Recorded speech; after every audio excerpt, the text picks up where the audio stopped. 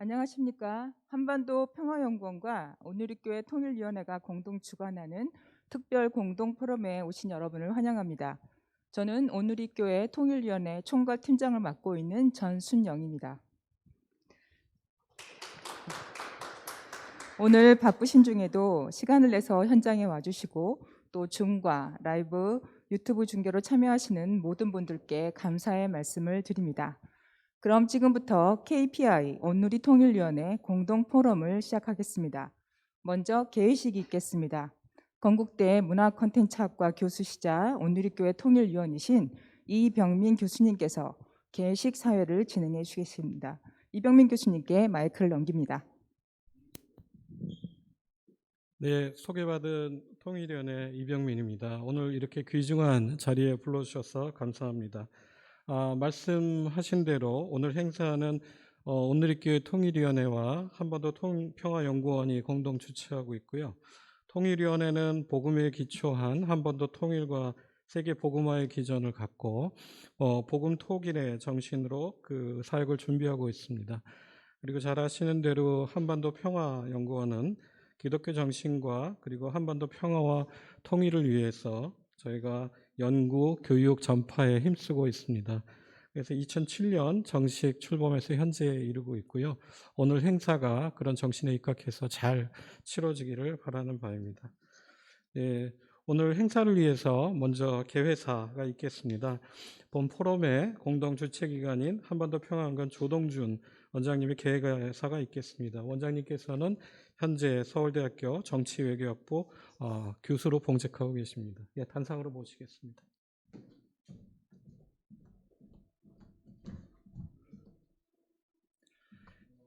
네, 안녕하십니까. 오누리교회 통일위원회와 한반도 평화연구원이 공동으로 기획한 특별 공동 포럼을 시작하도록 하겠습니다. 이 포럼의 제목은 미중 경쟁 시대 한반도의 통일과 교회의 역할입니다. 1990년대 후반 이후 한국 사회에서는 위기, 분기점, 전환점, 크리티컬 정처와 같은 말들이 일상용어가 되었습니다. 현 시점에서의 선택이 미래에 큰 영향을 줄 수 있기에 이와 같은 긴박감이 한국 사회를 항상 감돌고 있었습니다. 위기의 상시와 전환의 상시와 분기점의 상시와 크리티컬 정체의 유지 상태가 20년이 넘게 유지되고 있는 듯합니다. 지난 20년을 돌아보면 참으로 많은 일들이 한국 사회에서 있었다고 생각이 듭니다. 안타깝지만 향후 10년간도 그러할 듯합니다. 2010년대 후반 이후 미중 경쟁이 본격적으로 드러났고 냉전 이후 국제 질서가 재편되고 있는 형국입니다. 중국을 국제사회로 끌어들여 정상국가로 만들겠다는 1990년대 후반의 정책이 수명을 다한 듯 보입니다. 냉전과 같이 치열한 갈등이 현재 드러나고 있지는 않지만 미중 경쟁의 불편한 기운이 저 멀리서 스멀거리고 있는 듯합니다. 이 상황에서 어떻게 해야 할까요? 위기가 30년 동안 앞으로 10년을 더해서 30년 동안 유지된다면 그 위기 아래 사는 사람들의 심리적 압박감은 이루 말할 수 없을 것 같습니다. 이런 심리적 압박감을 벗어나가지고서 미시적 생활에서 소소한 행복을 추구하는 경향이 나타나고도 있습니다. 정말 피하고 싶은 현실, 피하고 싶은 위기 국면에서 사람이 가질 수 있는 자연스러운 반응이라는 생각이 듭니다. 그럼에도 불구하고 깨어있는 기독교인은 이 불편한 진실을 마주할 수밖에 없습니다. 이 불편한 현실을 잘 알고 이 불편한 현실 속에서 하나님의 뜻이 실현할 수 있는 방안을 찾아야 합니다.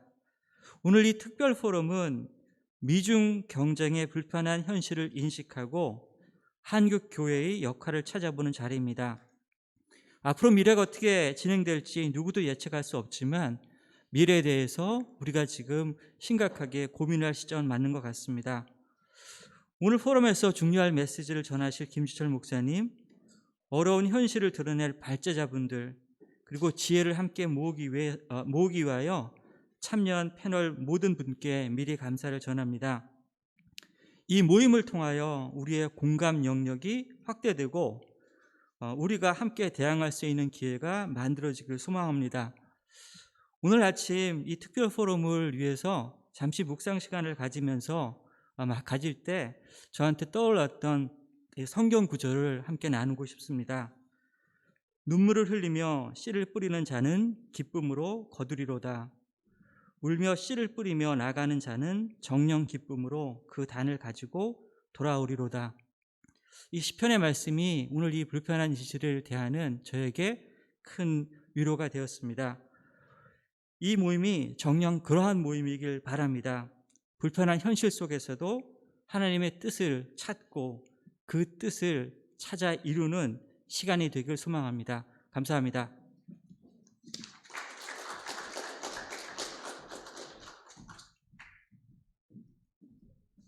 다음은 환영사가 있겠습니다. 그 환영 메시지는 저희 온누리교회 이재훈 담임 목사님께서 맡아주셨습니다.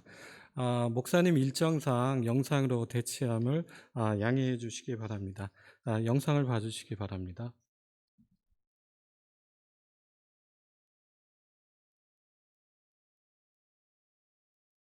안녕하세요. 온누리교회 이재훈 목사입니다. 한반도 평화연구원과 온누리교회 통일위원회가 함께 귀한 포럼을 가지게 된 것을 기쁘게 생각하며 또한 감사드립니다. 한반도 통일이라는 우리에게 주어진 이 숙제는 하나님께서 역사하셔야만 가능한 일이며 또한 하나님의 마음을 품은 순수한 하나님의 사람들을 통해서 이루어질 것입니다. 통일의 과제는 세상의 정치적 논리로는 이루어질 수 없는 것이기에 하나님의 정치, 하나님의 방법, 하나님 나라의 역사를 통해서만 이루어질 수 있기에 바로 하나님의 백성들인 교회를 통해서 그 문이 열리고 또한 그 열매가 나타나게 되는 통로가 되어야 할 줄 믿습니다. 그런 의미에서 온누리교회 통일위원회가 지금까지 한반도 평화 통일의 가장 중요한 영적인 또한 지식적인 그런 영역을 구축해온 한반도 평화연구원과의 협력이 소중한 자산과 밑거름이 되리라고 믿습니다. 오늘 함께 발표하시는 모든 분들, 하나님의 지혜로 함께 하시는 귀한 분들입니다. 오늘 이 포럼을 통해서 하나님의 비전이 나누어지고 우리의 마음이 뜨거워지는 귀한 계기가 되기를 기도하겠습니다. 감사합니다.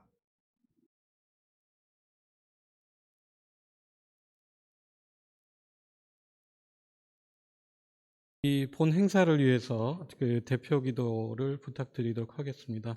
오늘 행사에 많은 도움을 주신 CGN TV 대표이시고 저희 온누리교회 장로님이신 이용경 장로님을 앞으로 모시겠습니다.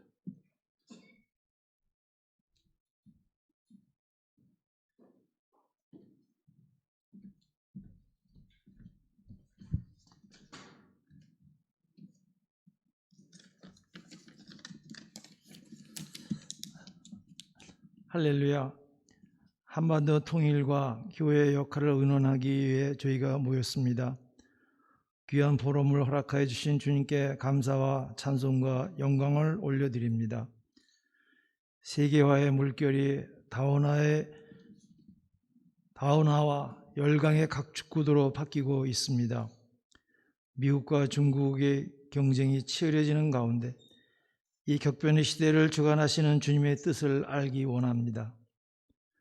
한치 앞도 내다보기 어려워 대한제국 말년의 역사가 되풀이될까 심히 염려스럽습니다. 80여 년 민족 분단에 종식되기를 염원하는 저희들의 역할이 무엇인지 함께 기도하고 의견을 나누며 주님의 비전을 이해하고 품는 시간이 되게 하옵소서. 우리의 소원은 통일이라고 하지만 무엇보다 먼저 대한민국 안에 분열을 치유하고 화합을 이루게 하시고 하나님의 아들, 딸들이 평화의 도구로 쓰임받게 하옵소서. 오늘 포럼의 모든 순서를 축복하여 주시고 주제 발표와 토론에 참여하는 모든 분들을 주님의 지혜로 채워주시기를 기도합니다. 단위에 세우시는 주의 종을 통해 말씀을 해주시고 온 오프라인을 아울러 아름다운 소통이 이루어지게 하옵소서. 오로지 주님의 영광이 나타나는 예배의 자리가 되게 하옵소서. 모든 말씀을 예수 그리스도의 이름으로 기도합니다. 아멘.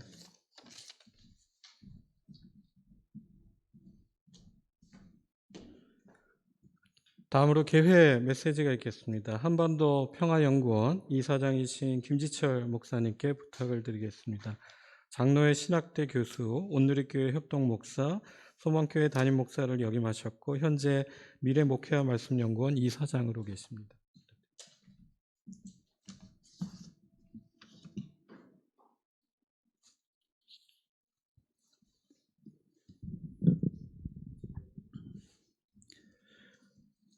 하나님의 말씀 한 구절 읽도록 하겠습니다. 신약성경 에베소서 2장 14절입니다.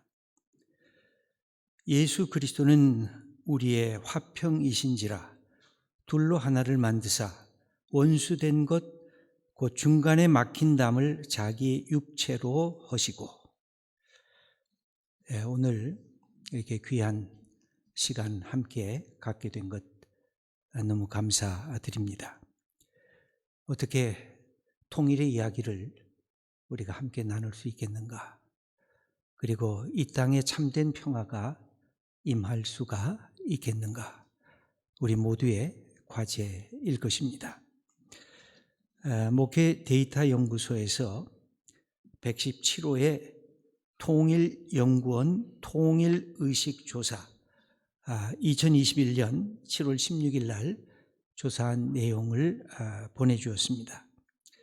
우리 국민들 남북이 하나의 국가로 통일되는 것, 지금 현재 25%만이 지지하고 있다고 하는 통계였습니다. 오히려 통일보다는 이 땅에 평화 공존이 되었으면 좋겠다. 그게 57%였습니다. 이 국민 전체의 통계였고 20대, 30대는 통일보다는 평화의 공존이 더 소중한 것으로 이야기를 하고 있습니다. 20대는 71%가 평화 공존이 우선이다. 또 30대는 62%가 평화 공존이 먼저 중요하다라는 의견 표명을 했습니다. 젊은 세대는 사실은 통일의 이 이야기를 들었지만 분단된 조국 앞에서 자라났던 그런 세대입니다. 그런 점에서 통일이라는 것이 참으로 먼 하나의 여정처럼 느껴질 것입니다. 특별히 젊은 세대가 갖고 있는 가치관이 요새 혼자라고 하는 그 가치관, 그래서 이 혼자를 쓴 그 언어가 60몇 개나 된다는 통계가 있습니다. 혼집, 혼공, 혼자 공연하고, 혼영, 혼자 영화를 보고, 혼행, 혼자 여행을 하고. 이런 젊은 세대에 둘이 살기도 힘들어하는 이런 세대들이 통일이라고 하는 거창한 거대 담론을 소화시킬 수가 있을까? 저 자신으로서도 그런 생각을 해보게 됩니다.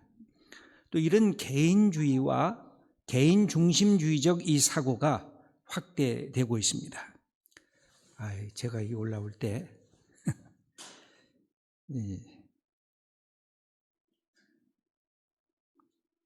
죄송합니다.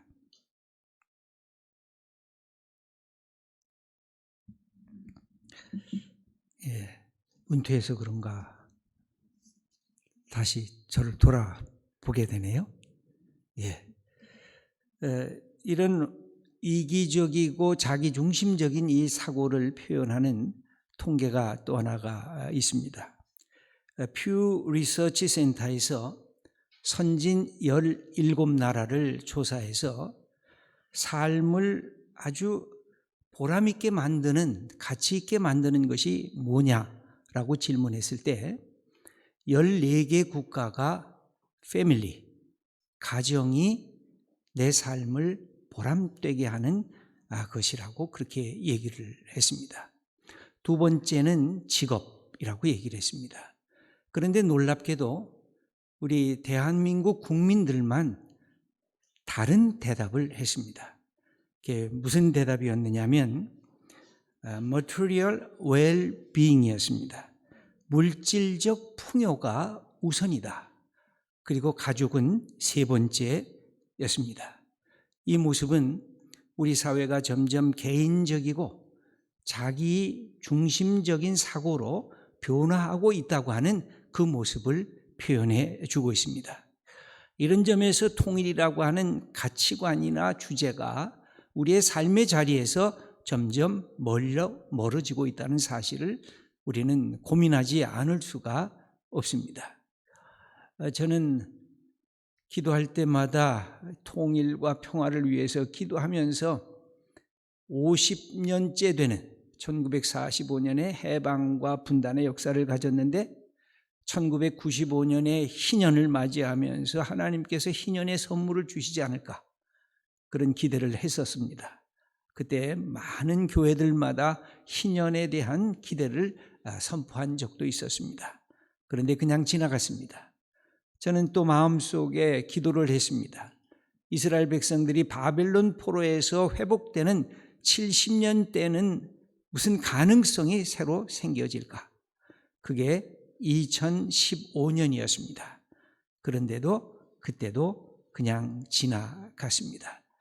제가 이런 속에서 통일이라고 하는 주제를 생각할 때 제에게도 통일이 그렇게 바람직하고 그렇게 소원이지만 제 뇌리에서 점점 멀어져 가는 것을 느끼면서 참으로 고통스럽게 또는 저 자신을 보면서도 안타깝게 생각하게 됐습니다. 이런 위기적 상황 속에서 우리는 교회가 어떻게 대처해야 이런 문제에 슬기롭게 접근할 수 있을까? 과제로 우리에게 다가오고 있습니다. 아마 교회가 해야 할 일은 임성빈 총장님께서 더 자세히 말씀해 주시겠지만 제가 생각하는 그냥 몇 가지만 말씀을 드리려고 합니다.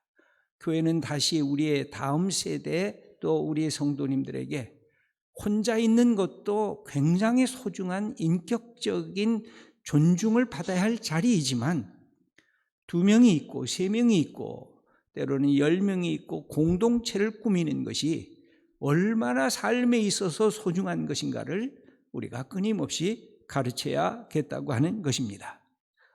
그 다음에는 사람과 사람이 만나서 대화하고 소통할 때 싸움을 좀 하지 않았으면 좋겠습니다. 우리는 대화하는 방법을 잘 모릅니다. 상대방을 존중하지 못하다 보니까 말하고 대화하고 소통할 때마다 논쟁과 때로는 적대적 분열로 이것이 파편적으로 흘러나가고 있는 것을 경험할 때가 참으로 많습니다. 우리는 이 시대가 포스트 모더니즘을 넘어서서 포스트 트루스라고 하는 진리 이후의 시대로 접어들면서 각기 자기의 할 말이 진실이라고 주장하는 세대 속에 들어와져 있습니다. 이때 우리가 다시 해야 될 것이 뭘까? 저는 성경을 보면서 예수 그리스도가 진정한 답이다. 다시 예수 그리스도로 돌아가야 된다. 예수 그리스도가 화평이다.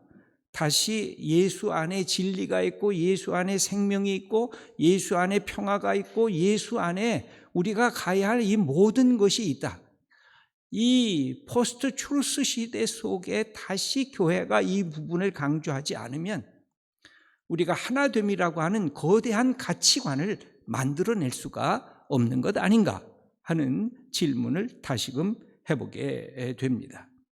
그러면서 동시에 예수님이 가르쳐 주신 최고의 가치, 사랑한다는 게 뭔지, 사람과 사람을 만날 때 상대방을 리스펙트해야 된다는 것이 무엇인지, 그리고 사람을 아우르는 것이 무엇인지, 처음 만나는 사람에게 배려한다는 것이 무엇인지, 우리가 탈북민이라든지 난민들이 왔을 때 그들을 환대한다는 것이 도대체 무엇인지, 인간이 인간을 어떻게 아우러야 공동체가 이루어지는지, 이것을 다시 가르쳐야 될 것 같습니다.